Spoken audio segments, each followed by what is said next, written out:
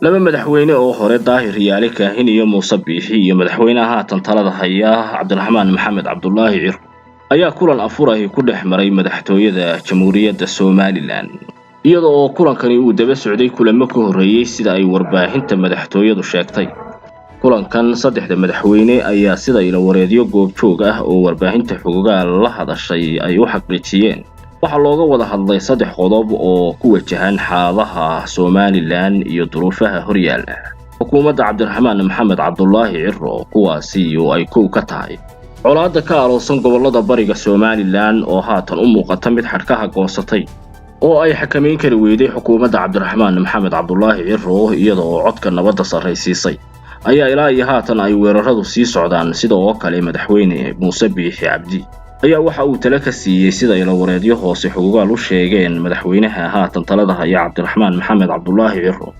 qarameynta ciidamada midaniga ah oo ahayd talaabo ay qaaday xukuumadda Cabdiraxmaan Maxamed Cabdullaahi Ciro ahaana ballanqaadkii 100 maalmood ee ugu horeeyay iyadoo ka bilowday magaalada Ceerigaabo ee xarunta gobolka Sanaag. Muuse Biixi ayaa sheegay in aan lagu degdegin qarameynta ciidamada midaniga ah maadaama aan xaaladii colaadeed weli dhammaanin beelaha hartina aanay ilaa iyo hadda waan nabadgelyo diyaar u ahayn. madaxweyne hore Daahir Riyaale Kaahin ayaa isaguna soo jeediyay Soomaaliya albaabkeeda in aanu furin Cabdiraxmaan Maxamed Cabdullaahi Ciro oo ay qayb ka tahay colaadaha iyo doofaanada siyaasadeed ee Somaliland dhinacyada haatan kaga baxaya iyadoo oo wada hadal iyo waan aan lala furi karin xukuumadda haatan ka talisa magaalada Muqdisho ee Xasan Sheekh Maxamuud uu galwadeenka u yahay taasi oo ah mid iyadu isku mashquulsan doonaysana riyooyin aan suurtagal ka ahayn gudaha Soomaaliya inay hirgeliso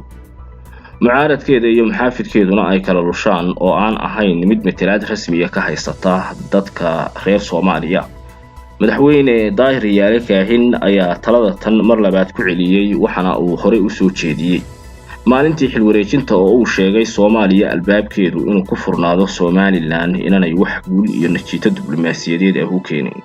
saddexda madaxweyne oo ku wada afuray madaxtooyada Jamhuuriyadda Somaliland ayaa waxa ay sidoo kale isla gorfeeyeen tallaabooyinka diblomaasiyadeed ee horyaala Somaliland dhinaca arrimaha dibadda iyo waxa laga yeelayo heshiiskii safgarad ee Somaliland iyo Itoobiya kaasi oo taagan muddo sanad iyo dheeraad ah haatan oo aan loo bedelin heshiis rasmi ah. xukuumadda Cabdiraxmaan Maxamed Cabdullaahi Ciro ilaa iyo haatan aanay mowqifkeeda cadayn